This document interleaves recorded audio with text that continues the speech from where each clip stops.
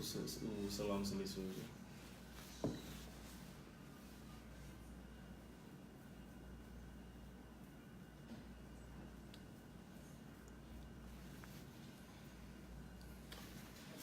Tá valendo? Boa noite. Estou tendo o prazer aqui de receber a visita do Luiz Felipe Orleans de Bragança, mais conhecido como Príncipe. Foi cogitado para ser o nosso vice, mas vai continuar sendo o vice do coração, o nosso vice de honra. Foi eleito deputado federal por São Paulo, muito bem votado. É um grande reforço que a Câmara recebe. Uma pessoa isenta, uma pessoa que tem uma bagagem cultural muito grande, liberal, católico. Católico. Aproveitar então, vamos saudar aqui todos os católicos do Brasil, né? Vamos saudar a todos os católicos. Hoje é cristãos, 12 de outubro, Exato. é dia Nossa Senhora Aparecida, padroeira do Brasil. Então, meu nome é Luiz Felipe, nossa saudação a todos os católicos. Num dia, inclusive, Luiz Felipe, mais uma declaração do senhor Haddad, né? Onde ele ofendeu um líder evangélico. Falou um montão de impropérios contra ele. Como se não bastasse o PT ter dividido o Brasil, brancos e negros, nordestinos e sulistas, homos e héteros, né? Agora também prega a divisão entre católicos e evangélicos. Realmente eu acho que o senhor Haddad aí perdeu a linha. Tá? Não é por aí. Nós temos que unir o Brasil. Eu sou católico, a minha esposa é batista, da Igreja Atitude aqui do Recreio, aqui no Rio de Janeiro, e nunca tivemos qualquer problema. Eu confesso que eu vou muito mais na igreja dela do que na minha. A gente sempre acompanha muito mais a mulher, o que é natural. E outra coisa, né, em Ver Haddad, junto com a sua vice, Manuela Dávila, do PCdoB, dentro de uma igreja católica, e recebendo a hóstia, a comunhão, eu fico com vergonha dele, porque eles nunca se preocuparam com religião, muito pelo contrário, sempre atacaram, perseguiram. Né? Você pode ver, aproveitar aqui, tem um documento aqui, já que se fala em religião, em Deus, em valores, tem a questão do aborto. Quero deixar bem claro aqui, a senhora Eleonora Minicucci foi escolhida por Dilma Rousseff para estar à frente da Secretaria de Política para as Mulheres. Agora, a especialidade dela era a AMIL, aprendeu lá na Bolívia. O que é a AMIL? Aspiração manual intrauterina, ou seja, a especialidade da senhora Eleonora Minicucci, escolhida por Dilma Rousseff para secretariar política para as mulheres, é abortista. E ela declara uma coisa aqui, não tem nada a ver com a vida particular dela, mas ela declarou, eu explorei muito isso na Câmara dos Deputados, que foi publicado, entre aspas, no jornal Correio Brasiliense, e nós buscamos, via assessoria da senhora Eleonora Minicucci, se é verdade ou não se manifestaram, então é verdade, ok? Ela disse aqui, a ministra, numa entrevista, então, ao jornal Correio Brasiliense, 12 de março de 2012, não é porque tenho mais de 60 anos que não namoro. Me relaciono com homens e mulheres e tenho orgulho da minha filha que é gay. Deixa bem claro, o Luiz Felipe, ninguém tem nada a ver com a vida particular dela. Mas uma mulher que é escolhida para representar as mulheres no Brasil, dá uma declaração dessa, junto com a sua especialidade, né? Que é então a aspiração manual intrauterina, ou seja, o autoaborto, e mais ainda, só por curiosidade, é só curiosidade. Dilma Rousseff ficou presa por 3 anos no Brasil, tendo em vista as suas infinidades de crimes que cometeu naquele período militar, na mesma cela da Eleonora Minicucci. Bem, até aqui, daqui para frente, não tenho nada a falar mais, tá certo? Então, outra coisa também, o senhor Haddad, eu nem gostaria de tocar mais nesse assunto, porque a gente começa a mexer em coisa que está pacificada já. Quem não tem um amigo, um parente, um gay, né, homossexual, e ninguém tem nada a ver com isso. Nós somos contra o material escolar para a garotada em sala de aula. Um pai, costuma dizer que um pai não quer chegar em casa e encontrar o filho brincando de boneca por influência da escola. Tá? Se ele mais tarde quiser aí ter outras coisas, né? Tudo bem, ele quer ter outras como adulto fazer como adulto, decisões, tomar outro caminho, né? Não tem, cara, vai cuidar da tua vida. Agora o Haddad está negando o kit gay. Então eu quero só apenas aqui lembrar uma coisa, senhor Haddad. Diário Oficial da União, no 68, de 12 de abril de 2010. Aqui então, via portaria, né?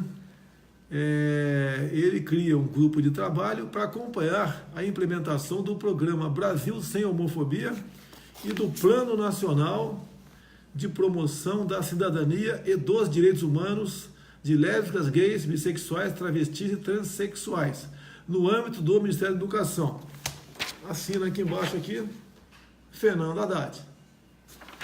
Se você for procurar aqui, e você acha na internet, né, facilmente, são 180 itens para garotada a partir de 6 anos de idade, sim, ok? Entre outras coisas, é bem claro aqui, no currículo escolar, que deve ser ministrado, então, né, uma doutrina onde se reconheça todas as configurações familiares protagonizadas por lésbicas, gays, etc., com base na desconstrução da heteronormatividade. Ou seja, além de dizer que é normal tudo que acontece aqui, ele quer desconstruir o casal hétero. Bem, não quero mais continuar no assunto, vou deixar bem claro. Ficou conhecido como kit gay, e o pai disso aqui chama-se Fernando Haddad, como eu comprovei aqui no momento. Prezado Luiz Felipe, você hoje é homenageado aqui. Vamos falar um pouquinho. Muito obrigado pela visita mais uma vez. Pelo que parece aí, apesar de não confiar em pesquisa, né, mas a gente está bem. Jamais iriam inflar os nossos números, jamais. Tivemos muitas reclamações por ocasião das votações no último domingo, espero que não repita isso lá na frente. Mas o mercado fala alguma coisa. Quando davam um número mais favorável a nós, o mercado tinha um comportamento. Qual é a tua leitura do mercado, Luiz Felipe? A leitura do mercado não poderia ser mais favorável. Acho que o mercado, depois de ter lido o plano do Haddad, e no mercado financeiro tem cabeças maravilhosas e muito bem instruídas, então esse plano do Haddad cai como uma bomba, porque é um plano totalitário, é um plano centralista, é um plano controlador da economia e de tudo mais. Então, percebe-se aí que o mercado começa a fazer decisões e opções deles agora, acho que não tem muita outra opção, né? Temos que sim abraçar um contexto de liberdade econômica, temos que sim abraçar um contexto de real democracia, que não é o plano deles não, eles falam de democracia lá, não, somos pró-democracia, toda a imprensa falando de pró-democracia, não que o plano do Haddad é democrático, não é nada democrático, aquilo é a coisa mais totalitária colocado em papel nos últimos anos. Por favor, leiam e cheguem às suas próprias conclusões. Mas o mercado já fez essa decisão, então estamos muito bem na fita aí na questão com relação ao mercado. Então nós podemos dizer que o Haddad é um camaleão. Agora virou verde e amarelo, né? Virou verde e amarelo, tirou da sua página oficial a figura do Lula, lá estava escrito que Haddad é Lula, já não é mais. Foi aconselhado pelo Lula não ir mais no presídio. Ou seja, eles vão fazer de tudo para tentar enganar o povo. Só que esse aparelhinho aqui, ó, nos deu uma liberdade enorme.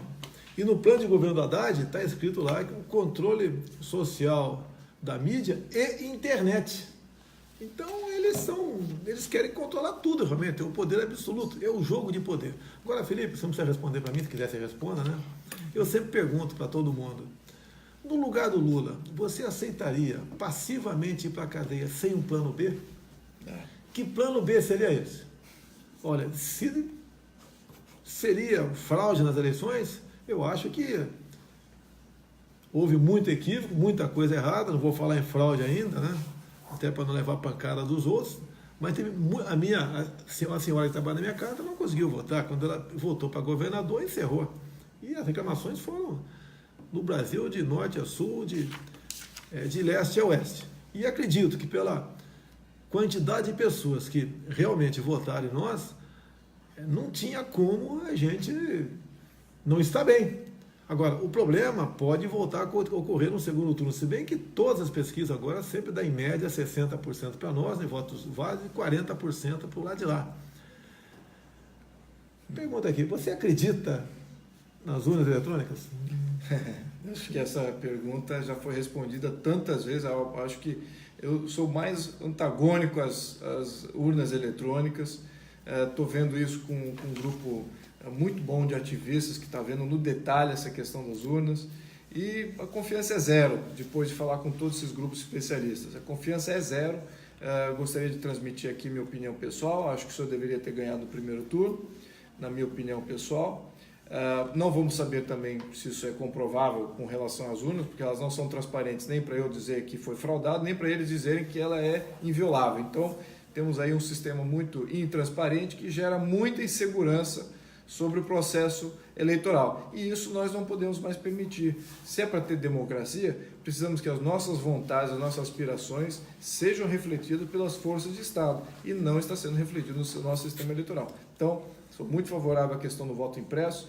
Agora, nesse próximo turno, gostaria de ver até cédula, se não for o caso aí de ter qualquer coisa nessa linha, mas fica aqui minha opinião genérica, pessoal, e sim, alguma mobilização em prol disso aí, porque de fato temos um grande problema e essa arquitetura, só ver os incentivos, né? Quais são os incentivos do Temer, do Haddad, todos esses que compõem o Estado, que estão na Lava Jato, quais são os incentivos dele de entregar o poder de uma maneira não conflituosa. Então, acho que eles vão querer fazer alguma coisa aí nesse gênero sim. Você pode ver, o Haddad, presidente, interessa para muita gente. Afinal de contas, a gente sabe que ele vai assinar o decreto do indulto do Lula. E não pode apenas o decreto constar o nome do Lula. Todo mundo que tem um crime conexo vai entrar no indulto também. Isso que está em jogo, no meu entender. Seria o plano B do PT. Mas eu acho que a avalanche de votos vai ser tão grande a nosso favor que não vai ter como fraudar. É impossível fraudar. As informações que eu tenho, olha só, das 9 capitais do estado do Nordeste, nós ganhamos em 5. Acredite se quiser. Com 8 segundos de televisão, praticamente sem fundo partidário, gastamos 1 milhão e pouco no primeiro turno, tá? Sem recurso para... A gente sabe que muita coisa é feita aí em gráficas, etc., sem recurso. Grande parte da mídia nos criticando o tempo todo, caluniando o tempo todo, e aconteceu uma coisa, um fenômeno realmente. Fizemos no Brasil todo, acreditem, né, 52 deputados federais, ninguém acreditava nisso, fizemos 52, e daí alguém fala, se houvesse fraude, não teria feito 52 deputados federais do PSL. Olha, a desconfiança é exatamente no voto para presidente da República. Se eu for presidente, pode ter certeza, nós vamos ter já nas eleições de 2020 uma forma aí segura de se votar, onde se possa fazer uma auditoria. A pessoa que for votar, ela vai ter a certeza que votou exatamente naquela pessoa. Então, o que a gente pede no momento? Além de se manter mobilizado, né, sempre ganhando mais um voto aqui, lá, acolá, também, por ocasião das eleições, indo votar, tendo problema, imediatamente exige que passe aí, ou troque a urna, né, ou passe por voto de papel. Afinal de contas, apesar de termos uma vantagem de aproximadamente 17 milhões para o senhor Haddad, a gente não pode bobear, a gente não sabe que esses caras, tudo é possível com eles. Bem, eu acho que se a gente manter a nossa batida, nós aí seremos vitoriosos no próximo dia 28. Muito bem. Mais uma coisa aqui? Olha, eu gostaria de avisar a todos que o capitão aqui está se recuperando. Cheguei totalmente informal para essa reunião, me recebeu muito bem, está minha família aqui também sendo recebido pela família do capitão. Devo só dar um abraço e já fui trazido aqui para uma live sem contexto nenhum. Então, isso aqui é uma espontaneidade em pessoa. E fisicamente ele está se recuperando e de fato ele tem aqui algumas coisas que impedem ele de estar com 100% de função, mas ele está saindo disso e está muito bem, ao menos está aqui comigo, está me enganando muito bem. Eu vi também o Haddad falando que eu sou um covarde, estou fugindo do debate, né? Quero deixar claro uma coisa, fui submetido a uma cirurgia no dia 6 de setembro, e lá em Juiz de Fora, a minha segunda cidade natal, tá certo? Uma facada de um profissional, ele deu a facada e rodou, onde cortou tudo, inclusive intestino grosso, espalhou fezes por todo o corpo. Me disseram se eu chegasse lá 5, 10 minutos mais tarde teria morrido. Foi drenado 2,5 litros de sangue, né? Dado aqui a hemorragia interna. E 6 dias depois, dia 12, eu fui submetido a uma nova cirurgia já no Alberto Einstein, em São Paulo, que começou às 21 horas e acabou às 5 da manhã. Então, 8 horas de cirurgia, tudo foi colocado para fora. e realmente, dado o estrago, né? A faca entrou 12 centímetros e rodou na minha barriga, foi enorme. Graças a Deus fui muito bem atendido lá na... Perdeu peso, né? Perdi 15 quilos. Perdi 15 isso é quilos. notável, isso realmente perdeu Eu muito que já peso. sou magro, né? Realmente foi um baque. Mas eu acho que o que está guardado ninguém tira, não. Tá ok? Eu agradeço a Deus, agradeço o pessoal lá, todos os médicos, enfermeiros, profissionais de saúde do Juiz de Fora. E agradeço a todos também que se empenharam, né? Lideranças evangélicas, lideranças católicas, espíritas, demais denominações, ateus também, eu tenho amigos ateus. Agradeço aqui o Nordeste em especial. Ninguém, Luiz Felipe, nas últimas 4 eleições que disputou contra Lula 2 vezes e contra Dilma 2 vezes, obteve uma votação tão grande como eu tive no Nordeste. Então, muito obrigado ao povo nordestino. E apesar do príncipe, de o PT dizer o tempo todo que eu vou acabar com o Bolsa Família. Agora, até para contrapor a isso, foi ideia do general Mourão, acolhida ali pelo Paulo Guedes, nós vamos dar o 13º para quem recebe Bolsa Família. E não vai ter despesa porque esse recurso extra vai sair do combate ao roubo, à corrupção e à fraude. Apesar também de espalhar no Nordeste, por tudo, que eu iria acabar com o 13º salário. Houve uma crítica do nosso vice, não ao 13º, uma crítica sobre a quantidade de penduricalhos tendo contra-cheque. Ele achava que não é que tinha que acabar com isso ou com aquilo, mas tem um contra-cheque mais enxuto, mais botado na minha conta, que eu queria acabar com o 13º. Estão falando agora que eu vou acabar com a estabilidade de funcionalismo público, de servidor público no Brasil todo. Não é isso. Até porque está previsto na Constituição, você não vai acabar com isso aí, ninguém quer acabar com isso aí. Também estão falando, o que mais? Me ajuda aqui. É só pancada em cima da gente. Que eu vou cobrar imposto de renda de pobre. Muito pelo contrário, a proposta do Paulo Guedes é quem ganha até 5 salário mínimo, equivalente a R$5.000, zero de imposto de renda. A gente vai perder um pouco de arrecadação? Vai. Mas nós temos que dar um refresco aqui para o empresário, né, para o cidadão trabalhador, porque ninguém consegue mais pagar uma carga tributária tão monstruosa como a que está aí. Nós temos que reinventar muita coisa. Não será uma aventura. A questão de privatização é a mesma coisa. São 150 estatais. Eu acho que no primeiro ano, essas 50 criadas pelo PT, a gente vai mandar para o espaço. Tá? As outras 50 ali, você vai ter que ter um critério, um modelo, com responsabilidade. E não é apenas jogar para anunciar no mercado, quem comprar, comprou, não, tá certo? Tem que ter um modelo, talvez o Golden Share, seja lá o que for. E o que for estratégica, a gente não pode falar em privatizar, no meu entender. O que for estratégica, você não pode privatizar. Banco do Brasil, Caixa Econômica, já tem poucos bancos no Brasil. Se você sumir com o Banco do Brasil e Caixa Econômica, a pergunta é de sempre, né? Quem é que vai financiar, por exemplo, a produção agrícola no Brasil? Agora, se o Banco do Brasil e a Caixa Econômica têm problemas, como de vez em quando aparece, tem mesmo, é por causa das indicações políticas, que levam à ineficiência do órgão e à corrupção. Vamos indicar pessoas sérias. Não se fala em privatizar, no meu entender aqui, Furnas. Tá? Então, vai ser um grande plano de privatização? Sim, vai ser, tá? Mas com muita responsabilidade. E pode ter certeza que o mercado não vai se decepcionar conosco, não. Não estou batendo de frente com o Paulo Guedes de jeito nenhum. Tá? E, afinal de contas, eu concordo com 90% que ele diz, e ele concorda com 90% do nosso lado. Então, está bem encaminhado esse casamento. Hoje eu vi na Veja Online que está tendo problema com a cúpula do PSL. A cúpula sou eu, Paulo Guedes, General Heleno, Bebiano, Júlia Lemos e mais 2 ou 3. Não tem problema nenhum. Querem o tempo todo dizer que temos problemas e não temos como governar o Brasil. Temos hoje em dia muitos, mais de 300 parlamentares simpáticos a nós. O último grupo que fechou conosco, o penúltimo, né, é o pessoal aí da frente da agricultura, que o que eles querem, você já sabe, né? Eles querem a segurança jurídica. O cara não quer acordar e ler no jornal que a fazenda dele vai ser demarcada como terra indígena. Como que se 14% do território brasileiro demarcado como terra indígena não fosse suficiente. Ele quer a garantia, se é um marginal do MST invadir sua propriedade, primeiro que ele tem o legítimo direito de se defender, com excludente de ilicitude.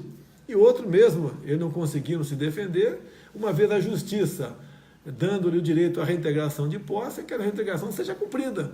Que tem governadores, geralmente do PT, do PCdoB, mesmo havendo a reintegração de posse, eles não cumprem a determinação judicial. Nós não podemos ser um país onde a lei vale ou não vale de acordo com quem está no poder. É aquele compromisso que eu tenho de respeitar a Constituição. Eu e você também, como deputado agora, você é escravo da Constituição. Se você não gostou de um artigo, por exemplo, eu não gosto lá do que fala da maioridade penal de 18 anos. Eu estou lutando um tempão para passar para 16. Quem sabe até, Luiz Felipe, não sei se você concorda com a redução da maioridade penal, tá certo? Você pode falar sobre isso? Absolutamente, eu concordo até de ser julgado por crime que você cometeu, não importa a idade. Então, mas maioridade penal a gente segura com esse nível. Você pode ver, desde 89, um ano após a promulgação da Constituição, já tem proposta para diminuir a maioridade penal para 16. Então eu estou sugerindo até agora, quem sabe a gente passa para 17 anos. E lá na frente o futuro presidente passa então para 16. Vamos encerrar aqui? Mais uma coisa? Não, tá ótimo. Pessoal, muito obrigado. Faltam poucos dias para a gente ficar livre aqui desse fantasma do PT, ficar livre desse partido que não tem qualquer compromisso com a família, com as religiões, com a liberdade, com a democracia, com a liberdade de imprensa, um partido que quer aí extinguir as polícias militares, um partido que, como a Haddad mesmo disse, está em vídeo aí, uma das propostas dele para a saúde é o desencarceramento. Ele quer botar gente na rua que está presa. Eu acho exatamente o contrário. Quem não quer ir para lá é só não fazer besteira. Está no plano de governo do PT o aumento do imposto de renda da pessoa física, tá ok? É um partido que quer calar a mídia, assim, com o nome bonito, né? Controle social da mídia, e calar a internet também. Quem não ficou chateado quando o WhatsApp aqui, dizendo para combater o crime de ódio, em vez de você passava, acho que quantas, 200 mensagens mais ou menos, você conseguia passar para 200 pessoas a mensagem, passou para 20, nós vamos lutar para que volte o que era antes. Ou seja, todo mundo sabe o que está acontecendo, todo mundo sabe quem eu sou e quem é o nosso querido Fernando Haddad. Muito obrigado a todos. Amanhã, se Deus quiser, voltaremos aqui com novas informações. Um abraço. Muito obrigado por estar me recebendo. Muito obrigado a todos vocês que têm assistido. Muito obrigado por estar me recebendo. Não é qualquer um que pode receber a visita de um príncipe em casa não, hein? Tá ok? Valeu, pessoal. Boa noite aí.